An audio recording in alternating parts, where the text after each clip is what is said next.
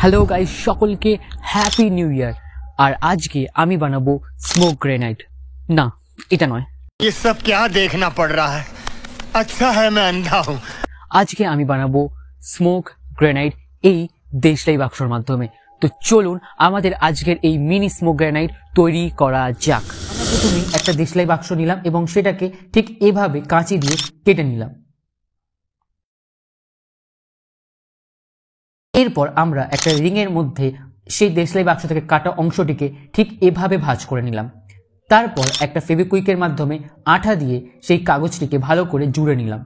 এরপর আমরা আরও একটি দেশলাই বাক্স নিলাম এবং সেখান থেকে তার ভিতরে ট্রেটি বার করে তার মধ্যে কাঁচি দিয়ে ঠিক এভাবে একটা চৌকো জায়গা করে নিলাম।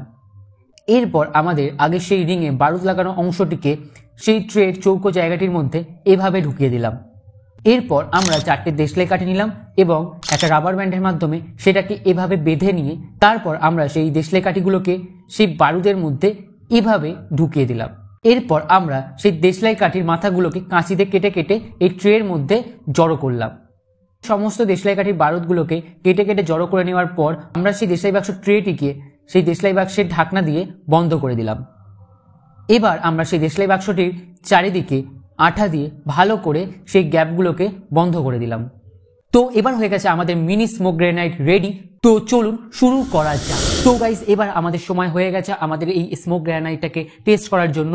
তাই জন্য প্রথমে আমরা একটা টেবিলের ওপর এই মিনি স্মোক গ্রেনাইডটাকে ঠিক এভাবে রেখে দেবো এবং আমরা আমাদের আঙুলের সাহায্যে এটার যে নব অর্থাৎ যে রিংটা আছে সেটাকে ধরে জোরে ওপরের দিকে টানবো এবং এই ট্রিগারটা টানার ফলে আমরা দেখতে পাবো আমাদের স্মোক গ্রেনাইড থেকে প্রচণ্ড ধোঁয়া নির্গত হচ্ছে।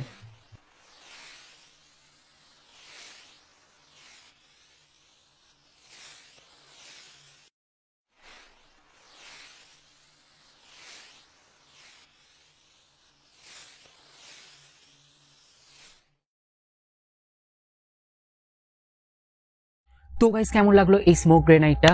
আশা করি ভালো লেগেছে। আপনারা চাইলে এটা আপনারা নিজেরাও বাড়িতে বানাতে পারেন, তবে আমি এটাই বলবো ছোটরা যদি এটা বানিয়ে থাকো তাহলে একটু সাবধানে বানাবে এবং যখন তোমরা এটা বানাচ্ছ তো তোমাদের পাশে কোনো একজন বড় কাউকে রেখে দেবে, কারণ আগুনকে নিয়ে ছেলে খেলা না করাই ভালো। তাই সবসময় এইসব জিনিসের মধ্যে নিজের সতর্কতা নিজের কাছে অবশ্যই রেখে দেবে। তো ভিডিও ভালো লাগলে চ্যানেলটিকে সাবস্ক্রাইব করে ভিডিওতে একটা লাইক অবশ্যই দিয়ে দিও। আবারও দেখা হবে পরবর্তী ভিডিওতে।